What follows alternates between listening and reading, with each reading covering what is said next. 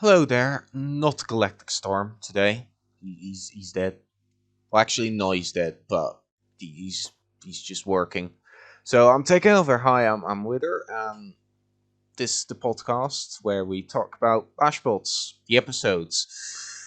And well, tonight we do have two guests. It's not just me, otherwise it would be boring.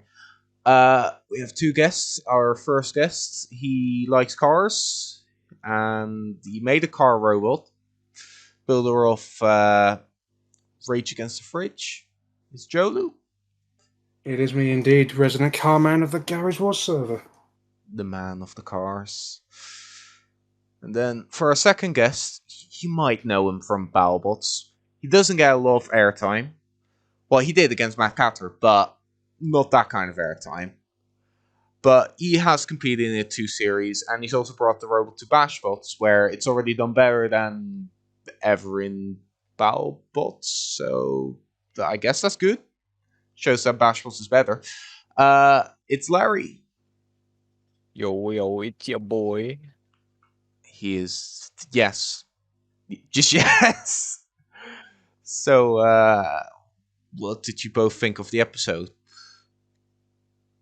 It's a really good one, I think. Yeah, and all the fights in that were pretty good. Like, there's some surprise bombs as well, like from Gumdrops and Goldeneye especially. Yeah, we'll get to those. Well, one of those very soon. So let's open up with our first fight, which was Rampage versus GoldenEye. But first, Larry, you get what was the idea behind Rampage? Well, if it wasn't exactly obvious to everyone, the idea of Rampage was to bring Rampage, the real life, into the Gmod robot scene. I wanted to do it for a little while now, and BashBot seemed like the perfect opportunity to bring it in. And fun fact, I designed the Gmod version before I'd actually finished the CAD for the real life one, so that's why you'll see some stuff on it that isn't present on the real version. Like the Woo Guards. Yes. Yeah. I'm terrible at weight management. Don't make fun of me. And also a low wedge, which didn't exist yet. Yeah. So, talk us through the fight. What went on? What happened? Well, like, the strategy for this fight, like I said, was to go in and just see if my wedge was better and then just keep some heat on him. And it started off really well for me that way. I was getting under him multiple times, got some really nice shots in. And then I went in for another ram. I think it was about 45 seconds of the fight. And all of a sudden, he's just got a better wedge than me. And he's just throwing me around for a good part of it. And then we started trading blows. It was a really nice, close fight. I really wish that, like, I had self-righted a little better because I feel like I could have kept the heat on him a little more. But it went pretty well. It was a really fun fight. I know Sickle enjoyed it a lot, too. Can't be too mad about it, how it lost. Yeah, probably just like the RO one, you need to stream it. Yes. Might be a worthy investment. So, Joe, what did you think? At least this version wasn't vertical. Yeah, at least it could self-right with the weapon. I'll admit, from what I thought, I thought I saw the same robot twice. The similarities between the two were quite funny, considering, like, I'm pretty sure, like, beyond, like, round one, there's, like, no even remotely rigged matchups. Because for round one, there are rigged matchups if it's agreed to. Like, obviously, I mean, like, not seeding based. So obviously, like, someone that is regarded as not particularly great is going to go against, like, the big boys in the previous season. But there were other fights that happened round one that were just a case of these people agreed to it. An example being Siren going against Spinning Mayhem. That was something that both builders agreed to. So the fact that we got two incredibly similar robots down to color scheme, general design, weapon type, almost everything in round two is quite surprising. Well, to make things even better, not only are the robots' designs the same, but the driving styles are the same because they both had the exact same, like, points in which they tried to turn around to meet each other. Like, I just love how the same everything was in that fight. It was honestly quite entertaining to watch, even though like it's there's probably many that would go like, well, that's boring as all hell because it's just like, oh, this happened again. You know what I mean? But I find stuff like this quite funny. It's how like it is just basically the same thing fighting. But to not drag that point on and actually talk about the fight properly, be serious about this. It was surprisingly back and forth. Like, I mean, I know I said yes, both robots basically the same. It was like there were clear moments of both showing a lot of strength. Apart from the end where there was distinct lack of control. With like the bouncy weapon of Rampage and Sola's impeccable driving around the arena flipper. But aside from that, like despite like missing each other a few times, it was fairly like even between both, even though it was definitely leaning more towards GoldenEye. Yeah, the new category for judging, we've decided is style. If you don't know that yet, they both got style points. I would have won that, man. Yeah, Got a couple nice backflips then. Yeah. God, if only. Oh, that would have been, yeah. We need it. Kroger, if you're listening, which you're probably not, but if you're listening, put in style. Come on, better than effectiveness. You don't need that. I will build a robot that does exclusively barrel rolls for that. I wanted to make a robot like that would just grab someone and then barrel roll them. Just fucking death roll them. Actually death rolling. But didn't work. But yeah, that was a fight that happened. With Spider-Man point meme, the fight. Literally. Mm-hmm. Yeah. So that was a GoldenEye win to Cosmo. So what are you two's opinion on Cosmo? The best robot in the world. I've beaten it before. No, I have not beaten it before. that's not my opinion. But it's fairly solid, albeit a bit bland. I do quite like the almost blandness of it. Honestly, like I know a lot of the people go like, "Oh, Grey boring," but like, don't knock it. Grey looks good for robots. Yeah. What I will say, what doesn't look good is the massive like just vomiting of sponsors all over the robot. Like if they're all a consistent color, they're all right. But it's such a blooming mess. Well, at least we do know that business is rolling in money from from all the sponsor money it's getting. Yeah, and then contrast like overly decorated with not really decorated that much with Siren, where the it definitely was more done up before this season, but yeah, we can't mention we can't mention its alternate name. I'm not saying the alternate name. No, that's not the point I was making. The point I was making was about the restrictions regarding prop usage and whatnot, and how like unlike with other seasons, no robot this one could go over 120 props. No. Which meant that like there were certain robots in the field that looked quite. It's usually ones that were made before this limit was in effect. There's some robots in the field that look quite barren and were basically not nearly as nice to look at as they used to in previous seasons. One of which we actually get to later. It's in one of the. It's I think the fight after. No, not the fight after this one. It's the fight. This the second to last fight has one robot, and mine also counts as well. But we will get to that later. Yeah. But yeah, the problem was like 120 for literally everything. So this counted visuals and physicals, and you could not go over this under any circumstances. I think it counted wire as well, but I'm not 100% on that. He basically spent all of his props on internals, and I was like, fuck, I still need to do the rest.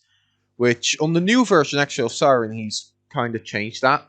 Still doing internals, which I'm like, you probably shouldn't just put it all in the thing.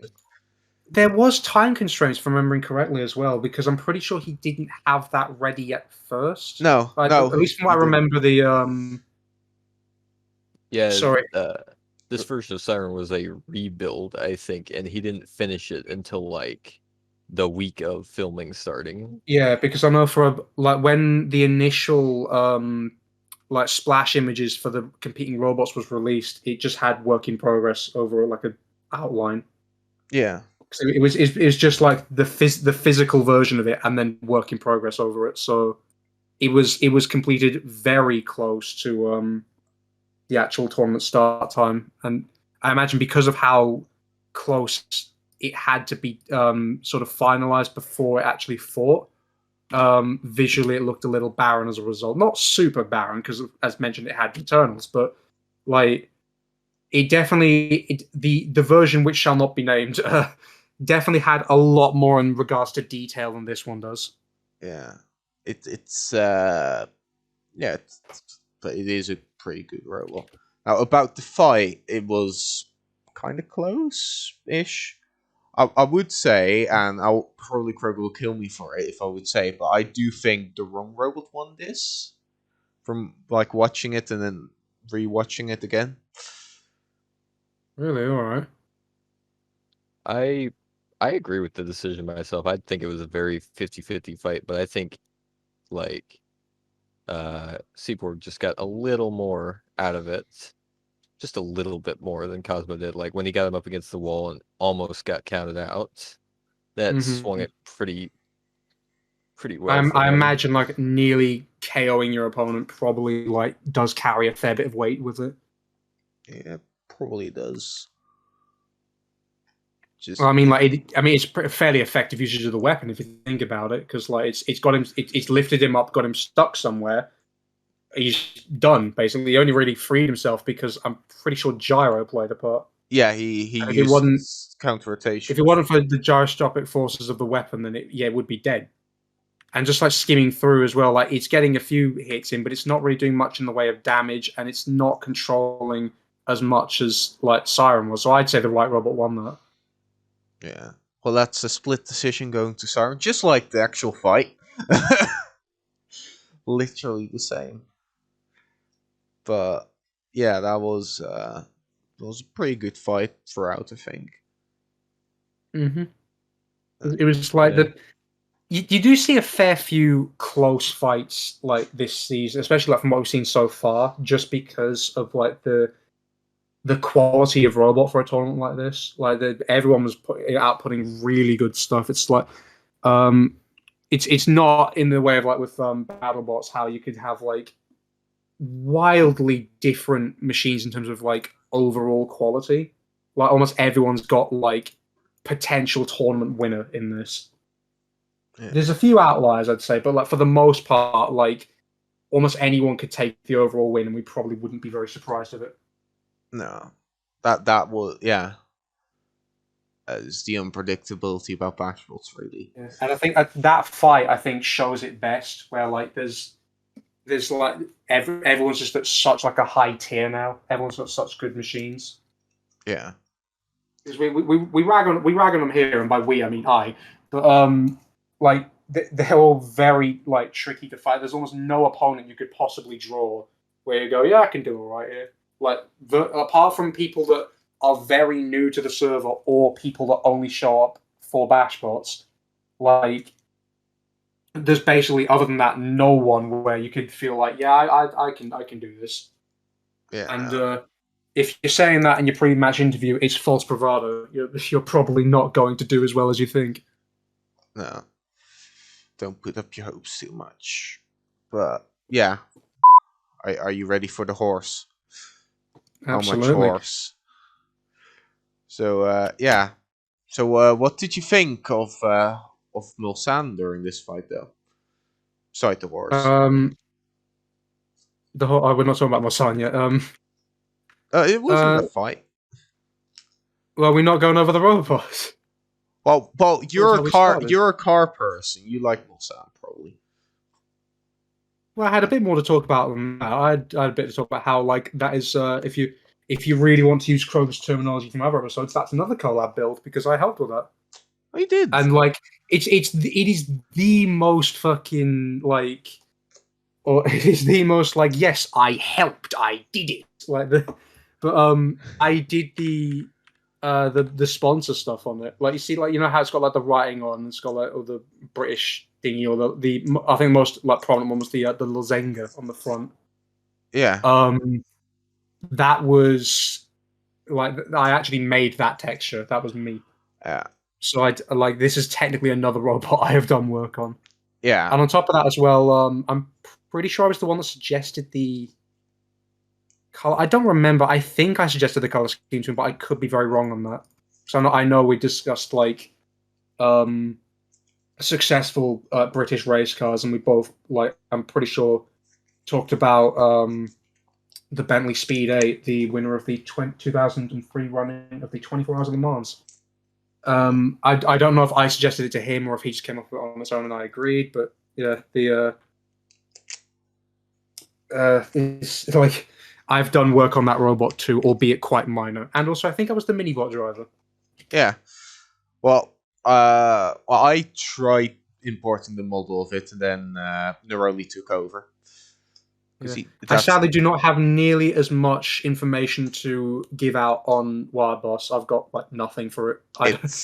Orc doesn't really show up, so he just kind of he's here, he's in BashBots, and he's gone. So I've got nothing I can really say about Wild Boss other than being one of the only hammers is quite respectable because there really weren't many, and for good reason because they're not very good. I think they're better now, but at the time they really aren't very good in Garry's Mod due to how the damage system works. We don't have deformation or anything, so you can't like dent anything or like warp anything. It's either perfectly fine or it's off the robot. So because of that, it like hammers don't ever look like they're doing much, and it's going to be true for spinners. Actually, they might be doing an absolute crap ton of damage, but it's never going to show because it's entirely dependent on whether or not the prop is on the robot. Yeah. Well, we do have Larry, a person that does know Orc. Yeah. He could talk about it. Now, yeah, I actually helped Orc build Wogboss. Orc is a very close friend of mine. He doesn't do a lot of G-War stuff. He helps run Robot Arena 2 communities, and he was a big part of the Roblox community for a long time, still is. And he DM'd me with ideas for this BashBots, and he was like, "Hey, do you think we could do this together?" And I was like, "Hell yeah, let's go for it!" And Wogboss was born. Hobo Drew from El Monte Cargas also helped us a little bit because neither of us actually knew how to make hammers at the time, and Drew had some understanding of how they worked, and we just got together, built it over the course of a few days. Did a lot of troubleshooting, and I think it turned out really nicely. Drew's one of the newer people, and you wouldn't know that based on how he builds. He's probably the quickest learner we've ever had in Garry's Wars. Well, his first thing he'd been like a forklift. No one's done that. Well, he did have Jade last year, and also did Hobo then give the longest explanation in the world, or did he keep it short for once? Kept it short. I appreciate that a lot. I didn't want a 5-hour lecture on how to build a hammer. Speaking of nice creatures as well, the horse action on Erod. Oh, it's very nice. Erod itself, I do want to highlight because I've spent so long on the other two and not nearly enough on the actual winner of the Rumble. Everyone ever that doesn't compete in Garry's Wars underestimates this so heavily. It is yes, there's decent reason to because it's basically a meme robot in how a lot of it's constructed, apart from the wedge, in which it is quite literally one of the best ones on the entire server out of every robot we have. It is not the best because there is no best, basically. Every single one's going to have fights where they are shown to be utterly dominant throughout and fights where they look like the worst thing in the world. There's no best wedge possible, but this is up there with some of the best. Well, we did have reverse colors. Everyone forgets that detail because you're just looking as it's made out of babies. It's the lol funny meme robot. How is that going to do any good? But it's taken some names before in other tournaments. Granted, this it's been in tournaments for example, the one where it beat Tenderlove a few years back. It was on the rooftop arena from Extreme Destruction, which has push-out zones, so it did kind of rely on that. But The main point being is that when it's in a position where it can wedge well and it's got something where it can KO using said wedge, it is incredibly dangerous to fight. And provided there's no spinner in the fight, you're gonna struggle against it. But everyone like just writes it off, and you definitely shouldn't, as this Rumble shows. Because like a robot like Mulsanne, which I think like more recently, like after, but well after BashBots said, has I think beaten Cosmo in the tournament, round of the tournament where it shouldn't have been entered because you weren't allowed to have entered if you've like won a comp the year prior. But it's managed to beat Cosmo, so it's not a weak robot by any means, and that lost to Erod. Yeah. So Well, it just goes to show like how good of a wedge it actually has. Evril is just The scary. horse, obviously, like I know I've not mentioned it, but like we don't need to really say much. Honestly, like you can tell it's the best thing. The most deadliest weapon on that's ever Well, had. fun fact of all the versions of it, if you fired it forward, it couldn't retract. So you just don't. You used to like never have to use the weapon, otherwise you could never actually fire it again. It was a one-time weapon. Oh, It was God. amazing. It's all that power into one hit. I kind of half remember that. I think it was around when it didn't even have the wedge, and then he just slapped the wedge on it. Yeah, I forget. Did they show the judging score for this fight? No, it didn't. They didn't. Right. I forget how close it was between Warbos and Erod. I just know that like Mulsanne didn't do much to like constitute actually winning. Sadly, No. it was doing good towards the start, but it lost a wedge split and then just started getting bullied beyond that. Just couldn't do anything from there. And like me, because I'm pretty sure I was the one driving the mini bot, although I'm not because of the people in the booth with it showing Tibbles there. I'm not 100% on that. But I remember like it just neither robot could really do anything because the other two were just like arguably better wedges at the time. Yeah. Like Warbos was doing pretty good, albeit kind of out of the action a lot of it. And Erod, well, we're not getting under that, definitely not. I forget what took off his wedgelet. It might have been a kill saw.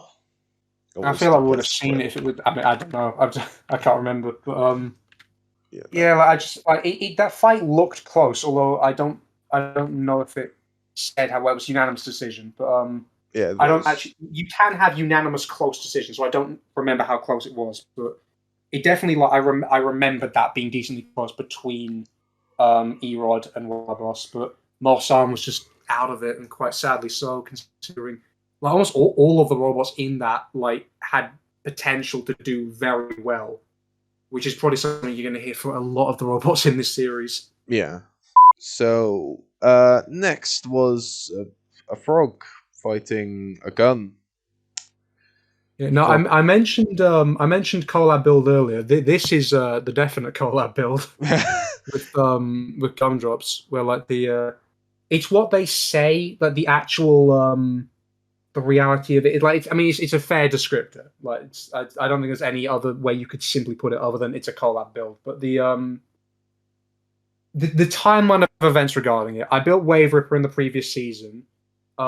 Evil Toaster then made a sort of inspired robot called Gumdrops, not in Gmod but in RA2, and then asked me like, are you okay with me attempting to do this in Gmod? So I was like, yeah, sure, you can do that. But because I'm not sure if I was really going for like wanting to use it again, just because not because of its performance. Actually, I think it's a very good robot. I think it could still do very well. It was because of the prop limit. I couldn't be asked trying to like trim it down to get it to like be legal for entry. So I'll just use something else. But anyhow, I was asked by her not to build it. I didn't actually do anything in regards to building the core robot itself. I was asked to like sort of teach her what she'd use to create a robot like that in Gmod because she wasn't very familiar with building on Gmod itself, like with like the different tools and whatnot. So I was the one that came in and was like, "You do this, so you attach the wheel to this. Okay, now you do it." And so I was fairly involved, but not really doing anything on the final robot. Now my actual input came in the visuals, but the visuals are almost entirely me, other than just asking Toaster like, "Are you okay with this? Like, do you like this? Would you want this done this way?" Like that sort of thing. But with like a decent amount of it, like for example the wheel guards at the front and the Sreemec, that was basically just me going ham on it because I really liked her idea for the theming of it being themed around a frog from Mother 3. And I was like, I'm just going to go to town on it so you've got a nice robot. Frog. It was probably getting a bit too involved for what she actually wanted, but oh well. It looks nice. It's on BashBots. It's had good fights. So it's all good in that regard.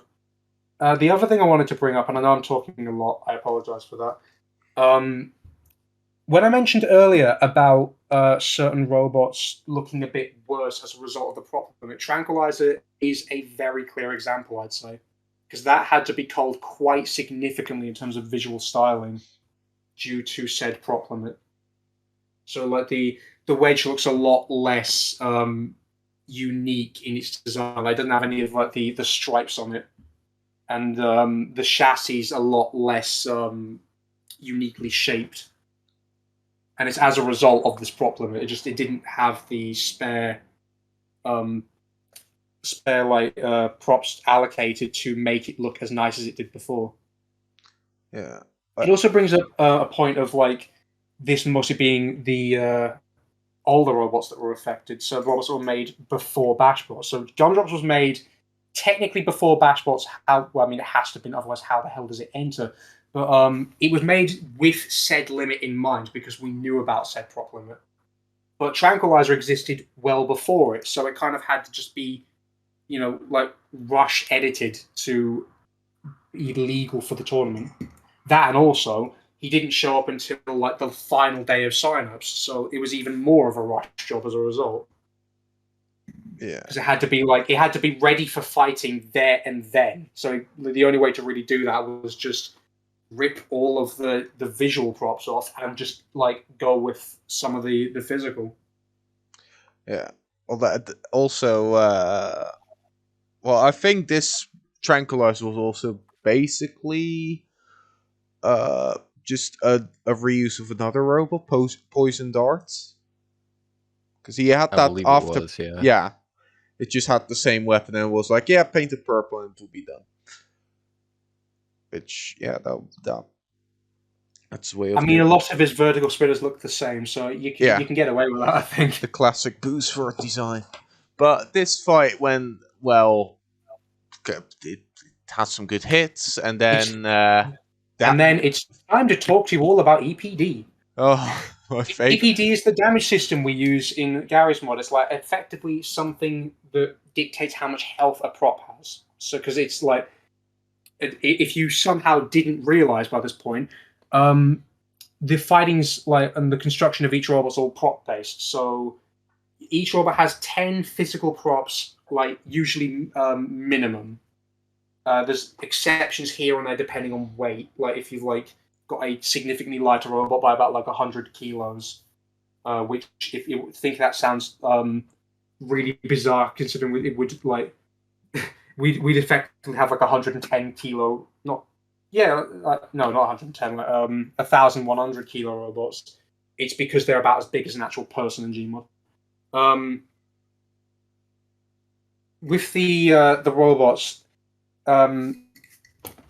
being made out of props and whatnot, they need to have certain like health allocated based on weight and whatnot. So like they can come off properly when being hit, because otherwise we just like have very flimsy builds and whatnot with everything presumably having the same health on like regular Gmod. I think that's what it's like, at least. I'm not certain. But the special thing about EPD is that it is capable of giving extra health to certain props, and you need to do this for things like spinners, because spinners are going to be going at very high speeds, and if they're hitting stuff, they're going to do more damage to themselves than the things they're hitting. So to prevent them from just flying off after a few hits, which doesn't happen in real life, you're supposed to give it bonus health, so it can stay on your robot, presumably, for the entire fight, provided it's heavy enough. Boost forgot to do this, so the thing just flew off after a few hits, which the commentators didn't see. I was very surprised that no one picked up on it. Well, but it just stopped working. That was it. Just it stopped working. Yeah, duh. It's fucking off the fucking everything. Yeah, I thought it would be noticed that, like, you know, there's an obvious green thing in the middle of the robot that's not there anymore. Sometimes. But yeah, it's a bit of a shame that it had to end that way, but it was still like an amazing like moment to see, like, holy shit, the weapon's gone off. And even though one can say, like, oh, fluke, like, shouldn't have happened, he okayed it. He did say, like, yes, I am ready to fight. He shouldn't have done that if he didn't EPD the weapon, so it's entirely his fault. Yeah, it's sad, but also it happens. Also, Gumdrops did go in for a hit after it got stuck on his face, but I remember Boost just being like, "No, it's fine." You can see that at the end as well, where it's capable of movement, but he just sort of drives into the corner and stops because he realizes he can't really win like this. And he was like, "Yeah, it's done. Just count me out." This is it going. What's his fight record at this point? This season is it 1-1? Yeah, now if you don't count the pre-qualifiers, he's 1-1. Yeah, don't count pre-qualifiers. Just complicates it. I'm talking about fight night. Yeah, 1-1 now. Right. Okay. So he still has a chance of going in if he wins Definitely, his next 2 fights. But it's giving him a hit, although not a huge one, I imagine, because he still could draw. He still could draw like a decently weaker opponent, considering he's in the 1-on-1 crowd. But there's a lot of big names in there, so it's scary. I know for me at least it's scary because we'll get to this in just a moment. But yeah, like Tendelob's there, Cosmo's there. I think when I was going to mention that. Is it? No, okay, I was mistaken. I thought it was there, but it wasn't. Oh no, there is Thunderwave though. Thunderwave's there. Yeah. So there's very strong, big names that are there already, and there's still more fights to come. So, yeah, I do. It's looking quite pain. Yeah, Thunderwave, the favorite robot of and Ryukushin is too. The favorite robot of everyone. Everyone's Rampage favorite. in the 1-on-1, baby. They better watch their backs. They better watch it. I'm coming for them all. You're gonna just go. I forgot about that. Yeah, I see it there now. Oh god. Well, yeah, that was. It was a fight. It was a sadly quick and like fight with its with like just like a fair few hits happening and then just weapon comes off, it's dead. But it was such a shock to watch. Being made out of props and whatnot, they need to have certain like health allocated based on weight and whatnot, so like they can come off properly when being hit. Because otherwise, we just like have very flimsy builds and whatnot with everything presumably having the same health on like regular Gmod. I think that's what it's like. At least I'm not certain. But the special thing about EPD is that it is capable of giving extra health to certain props, and you need to do this for things like spinners, because spinners are going to be going at very high speeds, and if they're hitting stuff, they're going to do more damage to themselves than the things they're hitting. So to prevent them from just flying off after a few hits, which doesn't happen in real life, you're supposed to give it bonus health, so it can stay on your robot, presumably, for the entire fight, provided it's heavy enough. Boost forgot to do this, so the thing just flew off after a few hits, which the commentators didn't see. I was very surprised that no one picked up on it. Well, but it just stopped working. That was it. It stopped working. Yeah, duh. It's fucking off the fucking. Yeah, I thought it would be noticed that, like, there's an obvious green thing in the middle of the robot that's not there anymore. But yeah, It's a bit of a shame that it had to end that way, but it was still like an amazing like moment to see like holy shit, the weapons going off. And even though one can say like, oh, fluke, like shouldn't have happened, he okayed it. He did say like, yes, I am ready to fight. He shouldn't have done that if he didn't EPD the weapon, so it's entirely his fault. There is mobility. Yeah,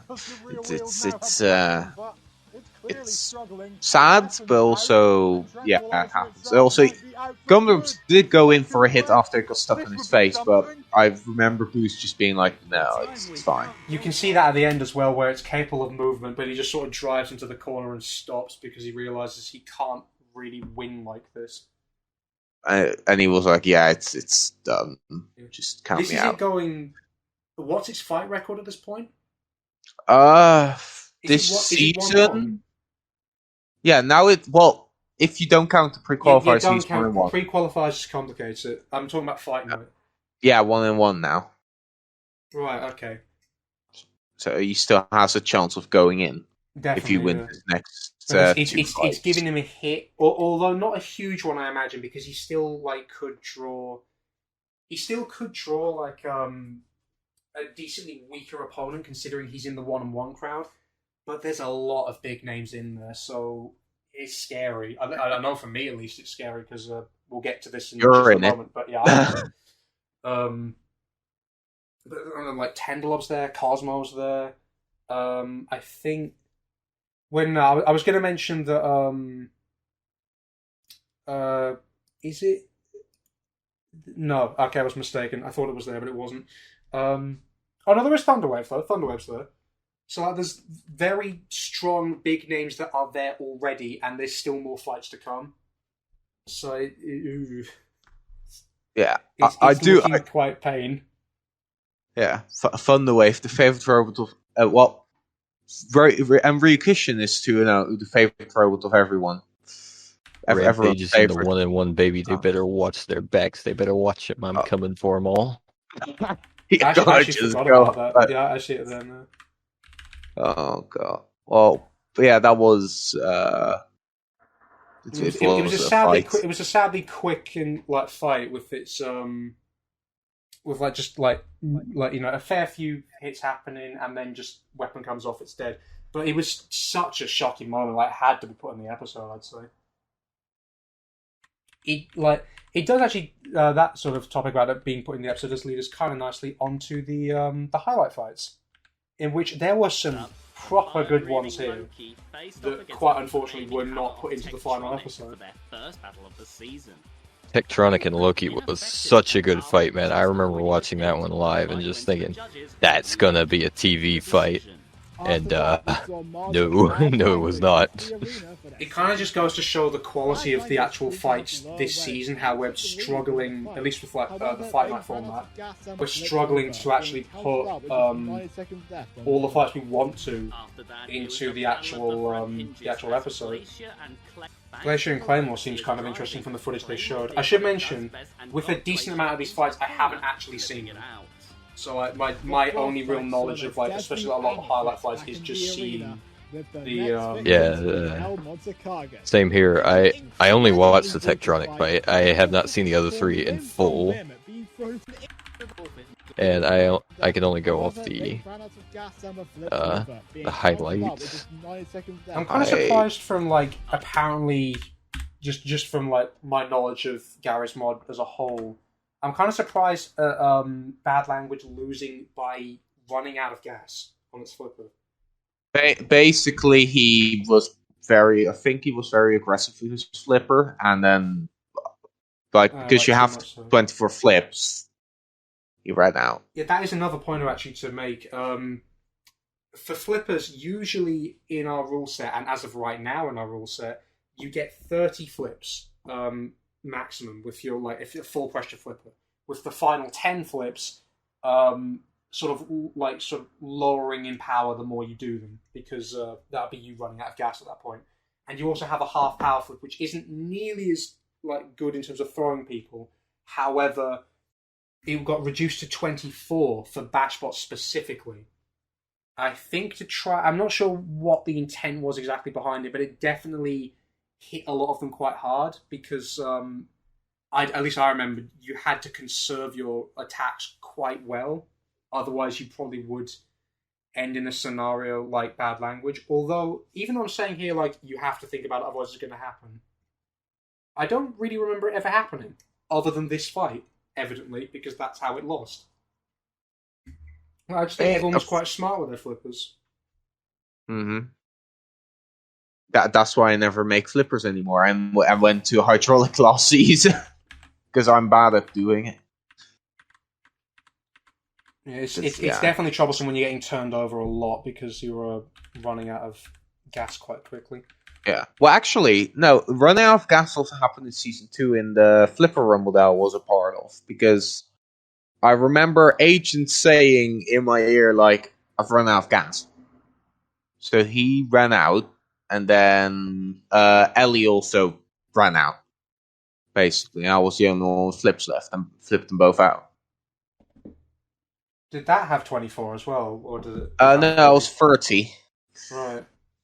So going That was them being bad, presumably. Yeah. Alright, what fights after that then? Glacier and Claymore. Fight. I know we were already on that one, weren't we? Or did I go back? No, that's the next one. Yeah. Yeah. It does look quite good and surprisingly actually back and forth from the footage they've shown. Although the on-aired fight might make it seem less so. I'm not sure because like I definitely know from like my own on-aired fight, it is cherry-picked a bit to make it look slightly closer than what it does. I mean, saying that, I'm pretty sure, like, from my fight, it looks even worse for me if you watch the full thing. But, like, to try and keep it a bit more entertaining, it is taking footage from, like, oh, this robot winning, here's the KO shot. Unless it literally didn't happen like that, in which it's just going to show an absolute whitewash. Speaking of whitewash, the next fight... Which one? El Montecargas and the Sploodle robot. I forget the name. The purple. Oh lord! And my fist. The name escapes me. What did poor Drew do to deserve this, man? Hey, can we mention this one's a collab build? Oh yeah, because Sky did the weapon. Well, Sploodle did basically commission him for the weapon because no prop in Gmod was like it. Well, that's a lie, but because he's done other ones with like, never mind. But he asked for like specific weapon prop with specific inertia, so like it's like the weapon is courtesy of Sky on that one, and it clearly shows its power because what a sad death for such a cool robot. Yeah, it was very sad for Drew because it's just such an unfortunate draw because like the robot probably could have done so much better against just really any other opponent, anyone that wasn't someone that could invalidate both wedges and spinners with its design. Because it's like, I don't want to talk too much about design because I'm going to be here forever on like whether or not the way it's done in Gmod is legal. Because I mean, we pretty much have determined it is based on the fact we allow it, but. And I know Amethyst has its detractors, definitely, in terms of how it works. Because of, usually because of robots landing on the blade, that should stop it properly, but it doesn't, it just bounces them up. But that aside, because we're getting into, probably drama stuff with that, and that's not the direction I wanted to take that discussion in. The basic takeaway is, it is scary to fight to the point of we're going, hang on a minute, this seems a bit too good. So, someone like Drew drawing that was just sad. And fun fact about Amethyst, this was another robot that visuals only got finished for, the day that they were doing check-ins for the robots to make sure that they were all legal. He's really good with visuals, though, so you wouldn't tell. Shock Factor is such a cool robot. It was previously known as Dark Cloud in smaller competitions, and it got second in a competition I hosted. It was A really cool robot to watch fight. Badnik does a great job controlling it. Like, he's got this long, thin robot that you would never expect would be able to deal with horizontals well, and like, it takes them on every time. Won a few fights against them as well. It was great. However, a good few periods of control from Shock Factor was enough to win them the fight. I do hope he goes far with that, because like he does definitely deserve to with like a cool robot. Yes, it's not like the most interesting shape wise, but the way that the weapon works on it, I love it. That, and also it's very, as you said, very effective with spinners. So that like Badnik's not often seen as someone that's like one of the big boys in terms of like usually if you see his name come up in like a bracket and you're against him, I don't see people often regarding him as like the threat, as it were. But I think like with robots like this, he kind of should be, because that's not a straightforward thing to fight. Yeah, Badnik is an extremely underrated builder. He has some absolute bangers in his time, and he's a great driver to go with it. I'd like to see people respect his name a little more when they see him compete and stuff. I also should mention, this isn't me being biased, I just don't have much to say about Hospice, because I don't think its builder comes on much. He's Besiege Bots, isn't he? Yeah, his presence in the G-War server outside of BashBots is plugging Besiege Bots as a thing that exists. Mm-hmm. But to his credit, he did build the robot, which is something that not a lot of people who show up only for BashBots can say. Yeah, and he did a grab for it too. Yeah, a lot of people in pre-qualifiers didn't make their stuff. And yeah, Grabber, it's not like a very common weapon type to have seen. Regulations for this season were kind of made with Grabbers in mind, at least making them a bit more effective, so we'd see more of them. And I'm not sure how many more we got, but I'd say it did its job. So we got, Shock Factor's a good example of one we got. Yeah, it definitely helped them out a lot. I suppose now we move on to the main event then, with the person who just died with us, not with us anymore. Because I think here's where we probably would have asked him, like, so tell us about your robot, man, and he's not here. So I guess I said now we can bully him without any fight back. Great. The switch to Wishbone in particular, I forget why exactly. I swear I remember he didn't want to use Mygronic specifically. I forget why. I just remember I don't think he wanted to use that robot again, and because he was having decent success with Wishbone outside of BashBots and the other competitions we do, he wanted to try and put that forward into BashBots instead. Yeah. I do know he tried entering it under the name Mygronic, and he got told off for that. So he got entered under Wishbone instead, which is its proper name. If I remember correctly, he didn't really even want to use Wishbone. He entered like 4 or 5 different robots as separate applications, and I think they all got rejected, yeah. Yeah, all of them got rejected. You could enter multiple robots in your applications, and you'd be told which ones you would be allowed to use and which ones you wouldn't.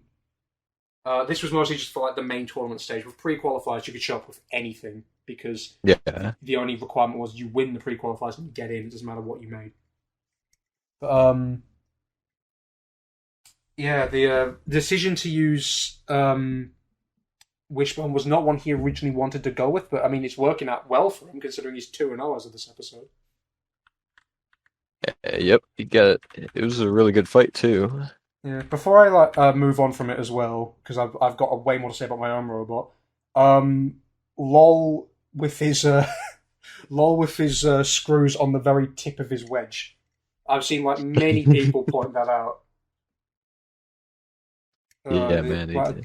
I suppose though, if you're not really like super savvy with building robots yourself, like I don't think he was at the time of the recording. He's actually won I think a beetweight event now, so he's moving up in the world. But at the time, I don't think he was super knowledgeable as to like he just kind of like knew how to make it look decently correct. But if you went through it with a fine-toothed comb, problems would arise with its construction.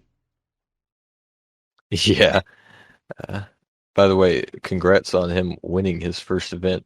His first event too. It took me like 4 years to do that. So, I've Yeah, been it was. severely It outclassed was by like the his Dutchman. proper first event as well. Yeah, pretty amazing. So well done him on that. Now I'll move quickly onto my robot just so that I can not bloat my doing them properly for the first time on my own robot. I did like the sort of car badge. I did the sort of name on the front, the Solvalu sponsors, the Rage Racer Project sponsors, the team logo on the top of the big block on the flipper. And I'm glad I did it well, because if I didn't, then if I didn't do it well, then there is absolutely no way I would have been able to get this robot to fit in the regulations, because like it was even more prop heavy than Wave Ripper with its text. It was just a bit Oh, easier to Jesus. cut down. I remember the initial one I'd sent Kroger as well had a lot less detail on it. I just like when I got around to properly doing more of the sponsors, I had to sort of free up a bit more detail. Going into this fight, both robots had a fair bit of pedigree outside of BashBots. As well, not to toot my own horn, most of my robots that I don't enter specifically for BashBots do have quite the pedigree outside of it. Wave Ripper just sadly never getting to properly display it, but in both instances of it first being like used, so like the original Rage Against the Fridge and its revised version for BashBots, both of which in their first tournaments that they entered, basically swept. I'm pretty sure, like they went not undefeated, at least not from the original standpoint, but they won the first tournaments they entered. I remember that at least. I remember that as well. Rage Against the Fridge was. I remember in a couple of comps leading up to BashBots, it did really well in like every one of them. It was like a consistent podium finisher at the very least. Yeah, the another, without like talking too much about my own robot, although it's easy to do when it's mine. The big block on the flipper, yes, one may see it as a particularly large weakness. The only reason it's really there originally was because I remember with a lot of the flippers I used to have before we had anything like BashBots, where people would regularly see our like competitions and whatnot, I found it so annoying when you drive at someone with your flipper, and because of the material we used to make robots slide up them properly, they just flew straight over the top of it. So I was like, how do I make them not do that? Oh, let's just put a big block on the front of it so they don't go over it. But it's honestly the best part of that isn't stopping robots from going over the top. I don't know what it is about it, but its throw distance is insane for a rear hinge. Like, height, fair enough, but the distance it launches things at is ridiculous for the kind of robot it is. Like, when it actually gets like a bit of speed behind it, it can basically, at least in like our Robot Wars arena, outer things from the center, so long as it's got a bit of momentum behind it. It's basically a rear hinge with the reach of like a 4-bar. I love it for that, but it's kind of like said power is its main claim to fame, as it were, because its wedge isn't great, as said fight sadly shows. The flipper prop itself, due to being very heavily resized and running along the floor like sort of loosely, means that things can get under it quite easily should they attack directly from the front. If they're going for like the little side wedges, bit of a better chance, but yeah, the flipper itself, it's not that good at wedging. It usually just has a reputation for once it's under you once, it can very easily end the fight just from that one exchange. Yeah, I remember that. Yeah, it's thrown a lot of things at Uda from pretty far away. This probably has to do with that box because when you're near the tip of the flipper, it gives you a lot more leverage. And most flippers nowadays, at least, tend to seem to like get a robot up all the way on the middle and then they fire, and that makes them lose a lot of distance. Whereas with this one, you physically can't do that, so you're guaranteed the max throwing every time. It's a bit of a weakness when it comes to fighting spinners and whatnot, but I think it's manageable enough from the fights that I've done. Like, if I'm just like consistently aggressive and also juggling every now and again to stop them from getting up to full speed, then it's fine. Yeah. Also, actually, just because I'm skimming through the episode right now, one little other tidbit I forgot about. With the footage that's shown from different fights and whatnot, like before like this fight between Wishbone and the Fridge Man, the Wishbone shown is a lot older than the one you see in BashBots. I mean, it actually shows that's from 2020, so it's from the year prior. I think that's around when it was first conceived. The fridge fight, that's actually after BashBots, which I find quite. I didn't know what footage was going to be used because it wasn't my footage; it was Withers. So I do have footage of it before BashBots. I've got like 2 pretty good fights from it before BashBots, but yeah, the fight footage actually used was from after it, where it was allowed to be bumped back up to 30 flips because it only had 24 on this. It also meant I had to be a lot more conservative for my attacks.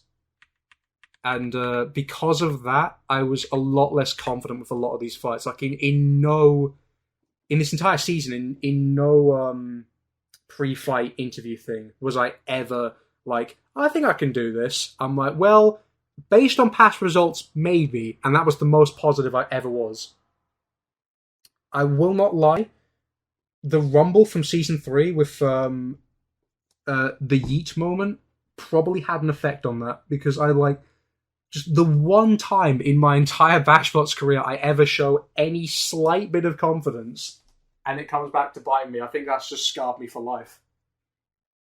It's always when you actually believe in yourself that you end up falling. To be honest, I wasn't super confident based on just like it being a massive slope all around. I just wanted really badly to win that, because like I take a lot of pride in my like the car-based designs that I do, and I wasn't that fond of the limelight getting sort of taken up by a robot that was car-themed in name only, basically, without getting too heavy into like drama stuff. I was just like, it wasn't really drama, but it was just like, yeah, I want to be the better one out of the two, and sadly, it wasn't.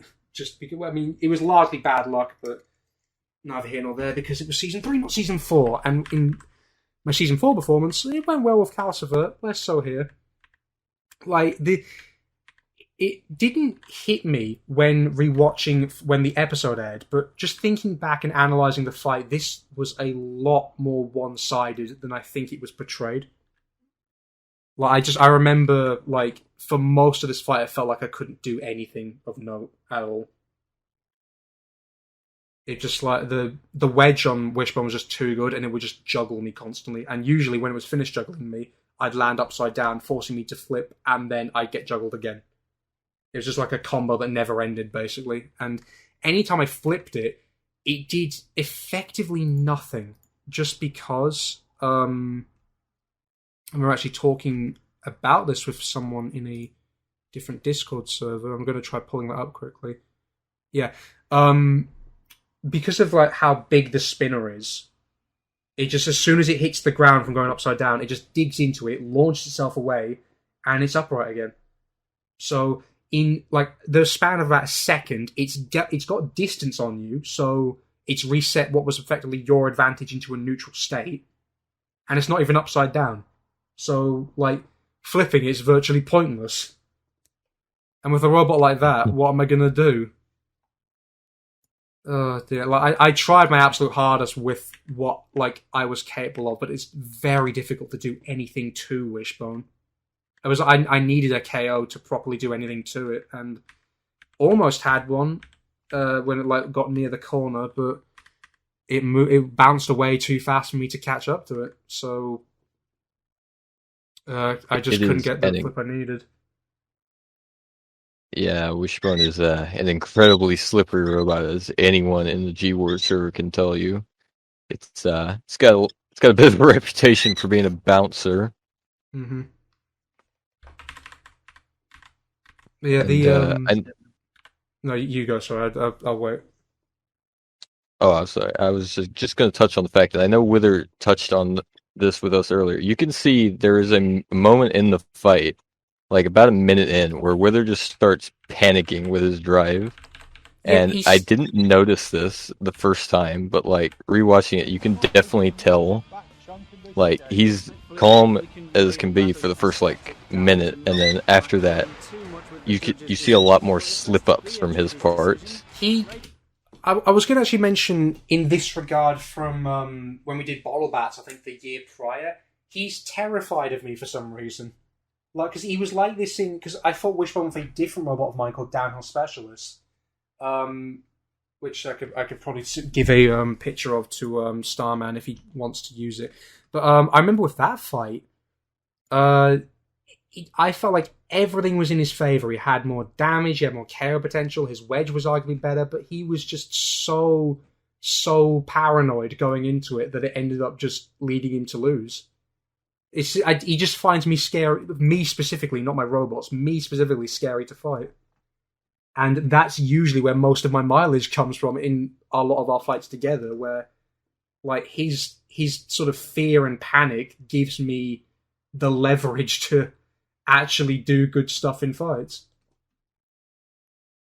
Yes. It can be kind of shown here, I suppose, when like there's a few moments where he's sort of like slowly moving about, like trying to think almost like what to do next. I think it's like more in like the second third of the fight where like there's I forget exactly where. Action here, so that... I'm clicking through the episode right now, see if I can find. Shouldn't have done that because it's going to come on my audio now. But sorry. Like he's definitely more scared than he should be, I think, against me. Although, I mean, I don't know. I've not fought against my robots before. Maybe they're scarier than I think. But with a robot like that, I just felt like I would struggle in basically every way to beat it, and I did, and I didn't beat it. I lost a wheel at the end as well. I was really hoping that wouldn't affect judging too much, but I think even if it didn't come off, I probably would have lost. I don't know, but like it's a wheel.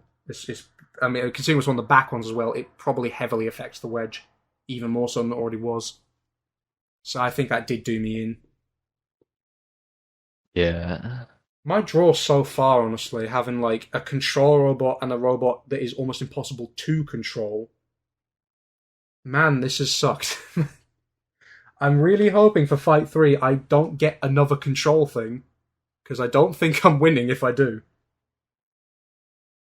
And like, actually, I'm going to quickly skim ahead to see what potential opponents there are, because I don't remember exactly.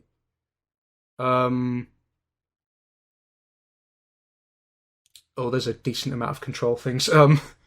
There's I don't think the forklift will be too problematic, but it might be. Cosmo's bad at any point. Catch, that's control at least decently enough. Any flipper, so like Glacier and Bad Language, that'd be bad. Tender Love, also bad. And I'm not sure if I really count the... I mean, Tranquilizer is bad for other reasons. E-Rod, definitely bad, although that's an example of a robot I've actually fought before and won against. Tender Love, actually, that's another example. I fought that in a different tournament. Pretty close to the start of BashBots, and I ended up beating it. Same for Calcifer, actually. I fought Calcifer there as well, beat that, and I think I was because I think I fought Gumdrops in the same tournament. I didn't. I do remember both of those. I think, it was Frog Point, I thought. But yeah, so there's, I don't know, it looks scary enough for me to be considerably worried by this point. But there's hope. I could still pull through. And even then, like, I think my fights have been entertaining so far, and that's largely what I've set out to do with a lot of it, because going into this season, I wasn't too fussed about actually getting a proper win. I mostly just wanted to be there to be entertaining and keep up the tradition of having the car-themed robot there. If there's a season 5 in the works, I'm not sure if I'd show up with anything new. I might just rehash, like, maybe Wave Ripper again, or just use Fridge again. I don't know. Either way, the fans will be very happy, because you bring so. some epic robots. I want to try and keep my style in there. One last thing, actually, to mention about the fight. Just looking through, I've just noticed now the rainbow flag he had on the bottom of Wishbone. I didn't catch that before.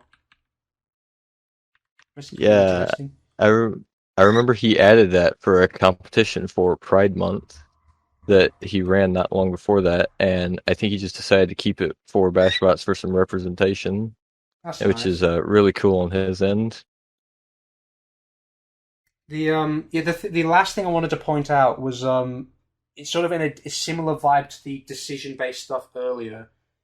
I think that unanimous decision at the end wasn't actually unanimous, and I could be wrong on that, but from memory, both myself and Wither recall the fight being split, like it was a split decision. Although it's probably like, I mean, there's a few theories, but I feel like the most plausible one is probably that Kroger did not have the judging scores on hand, and it was probably like not worth having to explain who the winner was in that. So like, anytime there's a split decision, you see the criteria. So it's probably at a point where it's like, well, it's like it could have also been like, in retrospect, he'd look through the fight and think it's a lot more obvious who the winner was than it actually was. Well, at least when it actually was, like a lot more obvious than the judging scores would lead you to believe.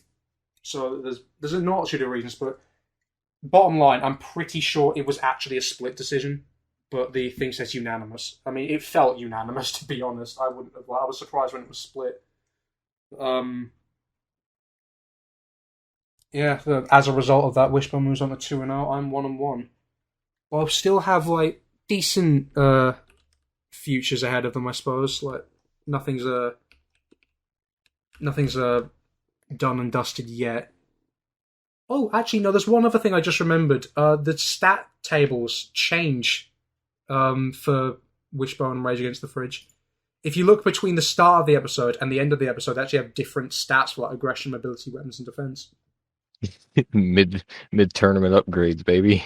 Yeah, got a new engine in from a car. The E2 upgrade for the Quattro. Anyhow, that I think covers all of the content of the episode. I think it touches on like the 0-1 crowd, I suppose. I forget, do we have 0? No, we do have 0-2s at this point. Yeah, we do. It should be mentioned for 0-2.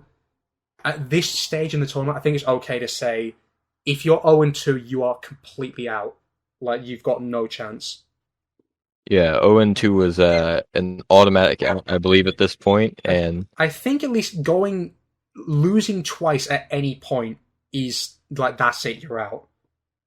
With the exception of round 4, where if you got a 4th fight and went 2-2, there was a small chance you could still get in, because there needed to be at least one 2-2 robot that got into the top 16. So yeah, in that case, you could get in. So if you were able to get a 4th fight, you could still get in. But otherwise, if you lost twice at any point in the season, you were done. So a shame for all the 0-2 robots. They've got no chance. But yeah, with the 0-1 crowd, there's still quite a few that could pull a surprise. Like just looking through, I know like Liberator did pretty well last season. Calcifer's still quite strong. Cyberstorm especially as well. Firewave. Let's not forget Jonathan Schultz and Huge. ETA is another good one as well. I forget who the Hammersaw is. I don't recognize it. It's like black and purple. I'm not sure who made it.